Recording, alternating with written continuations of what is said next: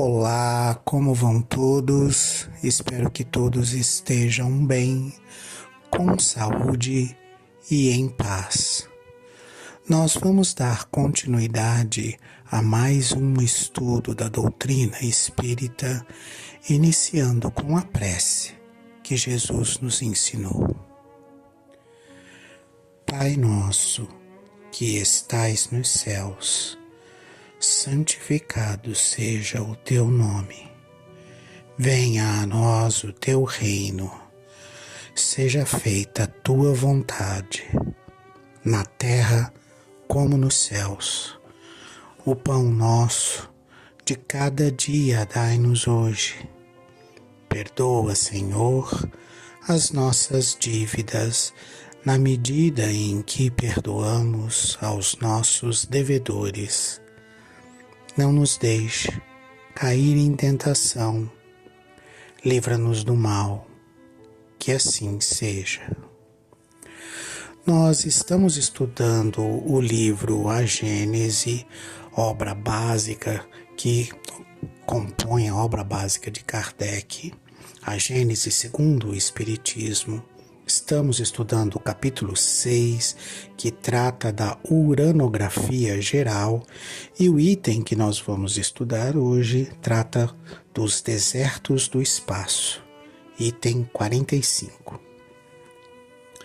Inimaginável deserto sem limites se estabelece para lá da aglomeração de estrelas de que vimos de tratar, e a envolve. As solidões sucedem solidões, e incomensuráveis planícies do vácuo se distendem pela amplidão em fora. Os amontoados de matéria cósmica se encontram isolados no espaço como ilhas flutuantes de enormíssimo arquipélago.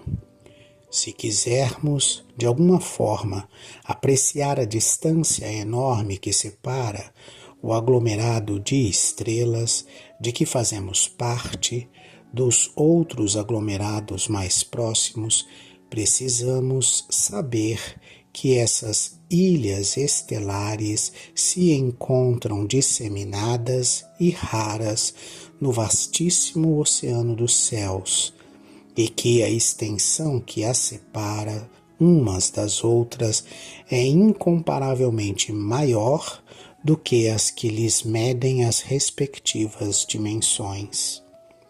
Ora, a nebulosa estelar mede, como já vimos, em números redondos, 1000 vezes a distância das estrelas mais aproximadas, tomada por unidade essa distância, isto é, alguns 100.000 trilhões de léguas. A distância que existe entre elas, sendo muito mais vasta, não poderia ser expressa por números acessíveis à compreensão do nosso espírito. Só a imaginação, em suas concepções mais altas, é capaz de transpor tão prodigiosa imensidade, essas solidões mudas e baldas de toda a aparência de vida, e de encarar de certa maneira a ideia dessa infinidade relativa. Quando a nossa ciência ela começa a esbarrar nessa imensidão que o universo tem, ela começa a medir isso através dos supertelescópios e dos recursos que nós temos. Quanto mais a gente mede essa distância, mais difícil é para nós compreender essa distância e imaginar essa distância. A gente pega, por exemplo, as distâncias muito grandes e dizemos assim, são tantas vezes a distância entre o Sol e a Terra, ou tantas vezes a distância entre o Sol e Plutão. Então a gente começa a buscar comparativos porque as nossas medidas não dão conta de medir. Ele fala aqui em 100 mil trilhões de léguas, porque para nós esse é um número, vamos dizer assim, pensável. A gente consegue botar a quantidade de zeros necessárias para que a gente imagine quanto que é 100 mil trilhões de léguas. Mas quando você pensa assim, cara, eu vou percorrer essa distância como? A pé? Num jato, num super avião, num super foguete, e você começa a pensar como é que isso precisaria ser percorrido, e aí você chega a distâncias estelares em que a gente precisaria morrer e nascer de novo enquanto está viajando algumas centenas de milhões de bilhões de anos. E isso começa a ficar fora da nossa capacidade de entendimento, porque tudo que nos cerca é limitado. Tudo tem começo, meio e fim. Tudo começa em algum lugar, termina em algum lugar, tem uma distância de tal lugar até tal lugar. E quando você começa a olhar para as distâncias estelares entre galáxias, entre planetas e pensar nas extensões do universo, essas medidas começam a sair da nossa capacidade de compreensão. E é por isso que a única forma de compreender essa distância ou percorrer essas distâncias é através da nossa imaginação e através do nosso pensamento. A gente não conseguiria pensar numa maneira de ir e vir pelo universo como criação que não fosse a velocidade do pensamento, porque mesmo a velocidade da luz, que é algo material e que a gente conhece, que é ultra rápido, mesmo a esta velocidade, muitas vezes nós teríamos que morrer e nascer centenas de milhões de vezes viajando à velocidade da luz para percorrer as distâncias que hoje nós sabemos e conhecemos e sabemos que elas existem. Imagina como é que era isso na época em que esse livro foi escrito, na época da Gênese, né? Então, lá nos anos de 1850 e alguma coisa, 1860 e alguma coisa, em que essas teorias estão chegando para a humanidade através do espírito de Galilei, né? E é nesse sentido que a gente precisa se situar, né?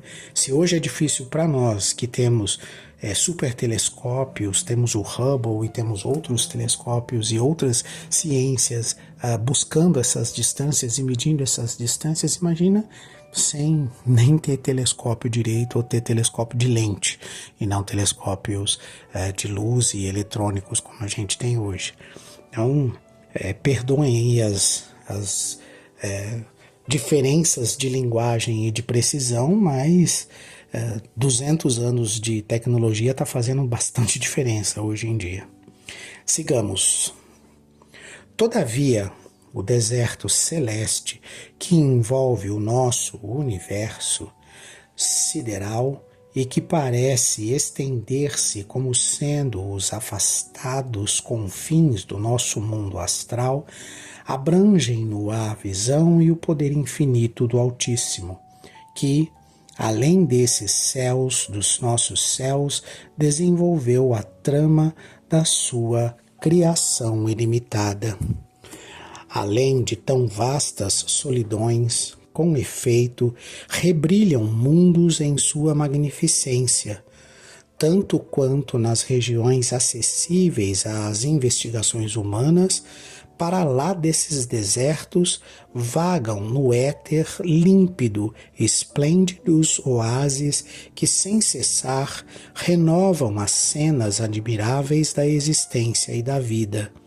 Sucedem-se lá os agregados longínquos de substância cósmica que o profundo olhar do telescópio percebe através das regiões transparentes do nosso céu e a que dais o nome de nebulosas irresolúveis, às quais vos parecem ligeiras nuvens de poeira branca perdidas num ponto desconhecido do espaço etéreo.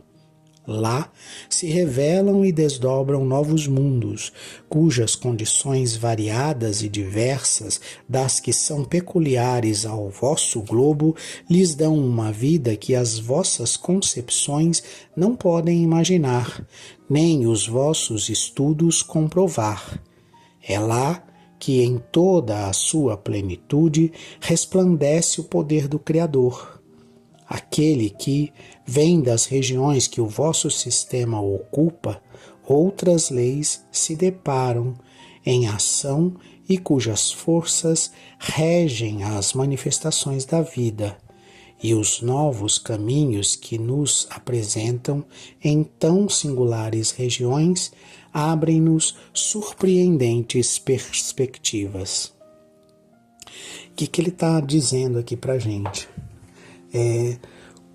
Não tem como você imaginar ou não tem como você criar ideias e pensamentos sem referências, né? Então, por exemplo, para nós, quando a gente vai procurar vida, a gente vai procurar vida com as referências de vida que a gente tem. Então, a gente vai procurar por oxigênio para viver, a gente vai procurar por água para beber, a gente vai procurar por alimento para se alimentar. A gente vai entender que existe vida nesse ou naquele planeta, nessa ou naquele sistema solar, baseado naquilo que nos cerca, naquilo que a gente consegue perceber, entender e compreender. Por quê? Porque a gente não estudou aquilo que a gente ainda não teve contato. Né? Como é que você vai estudar, por exemplo, uma atmosfera que não é feita dos elementos que é feita a nossa atmosfera se você nunca teve contato com ela?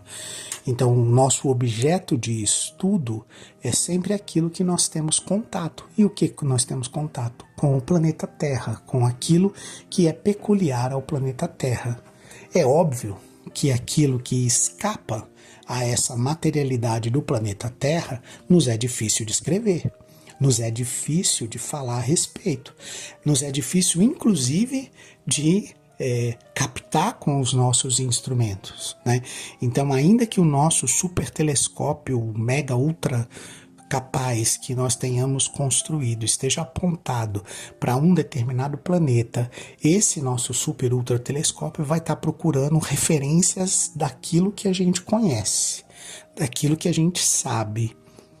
Porém, aquilo que a gente nunca viu, nós não temos como diferenciar ou dizer isso é isso, isso é aquilo. Algumas coisas que a gente enxerga, por exemplo, a manifestação da luz, isso já é fácil da gente comparar com a luz que nós temos aqui. Por mais que ela seja quintessenciada lá nesse lugar onde a gente está apontando o nosso super telescópio, ainda é luz, ainda faz o brilho no meio da escuridão. E aí a gente consegue fazer uma comparação.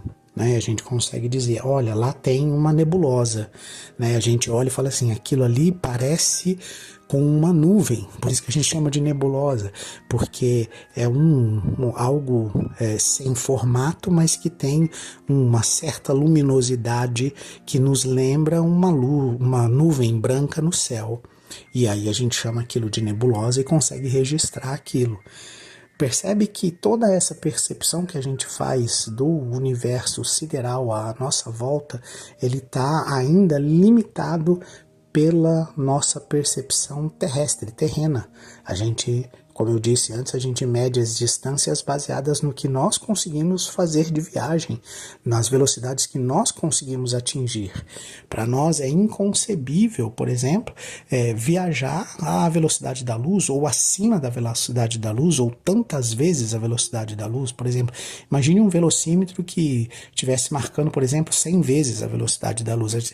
Para nós isso é inconcebível, a gente não consegue entender, raciocinar sobre isso, né? Porque os nossos organismos nem resistiriam a uma viagem na velocidade da luz, quanto mais a 100 vezes isso, né?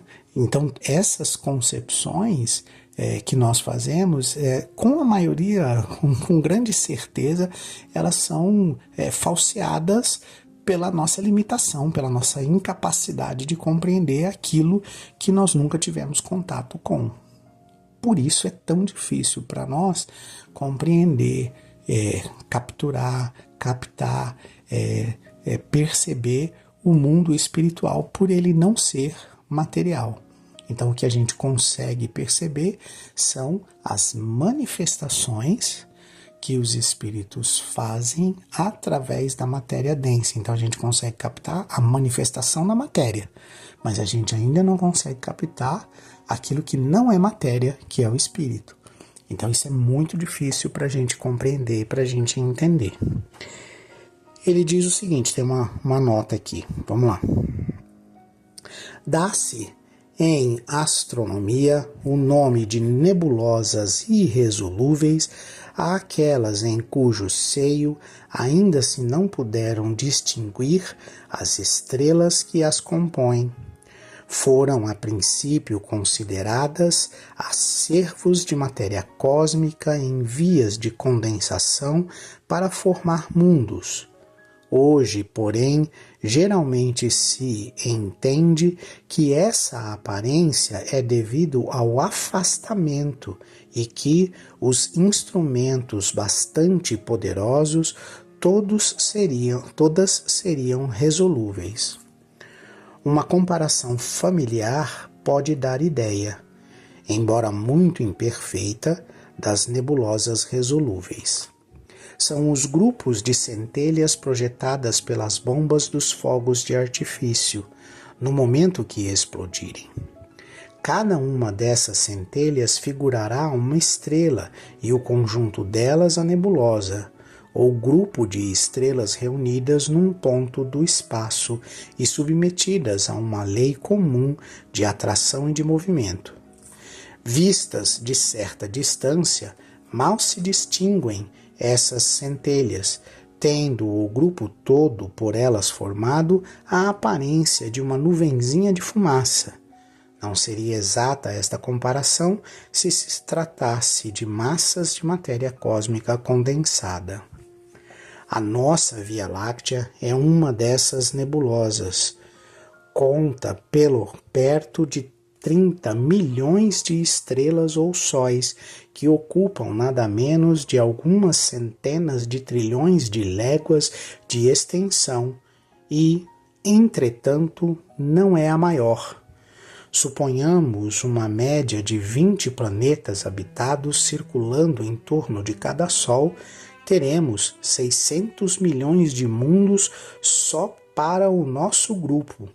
Se nos pudéssemos transportar da nossa nebulosa para outra, aí estaríamos como em meio da nossa Via Láctea, porém com um céu estrelado de aspecto inteiramente diverso a este, malgrado as suas dimensões colossais, nos pareceria de longe um pequeno floco lenticular perdido no infinito. Mas, antes de atingirmos a nova nebulosa, seríamos qual viajante que deixa uma cidade e percorre vasto país inabitado. Antes que chegue a outra cidade, teríamos transposto incomensuráveis espaços desprovidos de estrelas e de mundos, o que Galileu denominou os desertos do espaço. À medida que avançássemos, veríamos a nossa nebulosa afastar-se atrás de nós, diminuindo de extensão as nossas vistas, ao mesmo tempo que, diante de nós, se apresentaria aquela para a qual nos dirigíssemos, cada vez mais distinta, semelhante à massa de centelhas de bomba de fogos de artifício. Transportando-nos pelo pensamento às regiões do espaço, além do arquipélago da nossa nebulosa, veremos em torno de nós milhões de arquipélagos semelhantes e de formas diversas, contendo cada um milhões de sóis e centelhas de milhões de mundos habitados. Tudo o que nos possa identificar com a imensidade da extensão e com a estrutura do universo é de utilidade para a ampliação das ideias, tão restringidas pelas crenças vulgares. Deus avulta aos nossos olhos à medida que melhor compreendemos a grandeza de suas obras e nossa infinidade. Estamos longe, como se vê, da crença que a Gênese mosaica implantou e que fez da nossa pequenina e imperceptível terra a criação principal de Deus e dos seus habitantes os únicos objetos de sua solicitude. Compreendemos a vaidade dos homens que creem que tudo no universo foi feito para eles e dos que ousam discutir a existência do ente supremo. Dentro de alguns séculos, causará espanto que uma religião feita para glorificar a Deus o tenha rebaixado a tão mesquinhas proporções e que haja repelido, como concepção do espírito do mal, as descobertas que somente vieram aumentar a nossa admiração pela sua onipotência, iniciando-nos nos grandiosos mistérios da criação. Ainda maior será o espanto quando souberem que elas foram repelidas porque emancipariam o espírito dos homens e tirariam a preponderância dos que se diziam representantes de Deus na terra. Olha que coisa louca, né? Esse último comentário, essa última observação. A gente não pode se deixar impedir de raciocinar e pensar por conta de uma fé cega, por conta de um raciocínio pequeno, tosco e apertado. Na medida que nós evoluímos em conhecimento e em descobertas científicas, na medida em que os telescópios estelares começam a mostrar espaços e unidades que a gente desconhece, estrelas que são gigantes estelares muito maiores do que o nosso Sol, sistemas solares que possuem 4, 5 estrelas para iluminar planetas ao seu redor. Na medida em que a gente vai avançando nesses conhecimentos, nós não estamos diminuindo Deus, nós estamos aumentando, porque vai ficando cada vez mais grandiosa a obra da criação do universo, vai ficando cada vez mais complexa, cada vez mais gigante, cada vez mais inteligente, cada vez mais superior à humanidade e à nossa capacidade de compreensão. E quanto mais a gente volta para o nosso próprio umbigo, quanto mais a gente olha imaginando que os seres que moram aqui na Terra que são os únicos criados por Deus e que Deus criou todo o resto do universo, que é muito grande, só para nosso deleite, a gente está apequenando demais, diminuindo demais a Deus, diminuindo demais o Criador, né, a inteligência das inteligências. Então, quanto mais a gente se aprofunda nesse conhecimento, quanto mais a gente busca compreender esse universo que nos cerca, mais grandioso se revela Deus para nós. Quando ele diz que se a gente pudesse sair da Via Láctea e ir para a próxima galáxia ao nosso redor, que a gente, na medida que se afastasse da Via Láctea, ela ia ficar tão pequena e difusa, tão distante do nosso olhar, que a gente a veria como uma dessas nebulosas meia estranhas espalhadas aí pelo universo, e na medida em que a gente se aproximasse da outra galáxia, essa se tornaria cada vez mais nítida, a gente consegue pelo menos imaginar qual é a distância entre uma galáxia e outra e quantos bilhões de galáxias ainda existem. Ele falou aqui em 30 milhões de estrelas, né? Nessa época aqui era esse o número.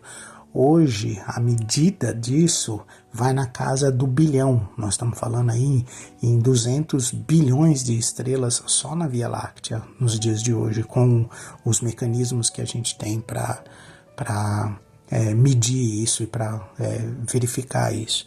Então a gente está num patamar, ele colocou aqui 20 planetas habitados por sistema.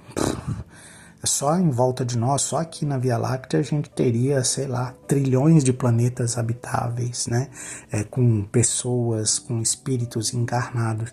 E isso não nos diminui, pelo contrário, isso mostra o quanto Deus é magnífico, misericordioso, muito maior do que a nossa capacidade de compreensão e, ao mesmo tempo, nos ama, se preocupa com nós, cria novas oportunidades a todo instante para que a gente continue evoluindo. Ao mesmo tempo que você se sente ínfimo na criação do universo, você se sente importante porque Deus se preocupa com você, coloca à sua disposição, através da previdência divina, todas as oportunidades que você precisa para continuar avançando. Coloca próximo de você todos os espíritos esclarecidos que podem te orientar nesse progresso, que é contínuo, que é infinito. É para se sentir reconfortado, não é para se sentir pequeno, é para se sentir importante, não é para se sentir esquecido. Deus não desampara ninguém, cuida de cada um de nós. Eu me despeço de vocês com a prece que Jesus nos ensinou. Pai nosso, que estais nos céus, santificado seja o teu nome. Venha a nós o teu reino, seja feita a tua vontade, na terra como nos céus. O pão nosso de cada dia dai-nos hoje. Perdoa, Senhor, as nossas dívidas, na medida em que perdoamos aos nossos devedores. Não nos deixe cair em tentação. Livra-nos do mal. Que assim seja.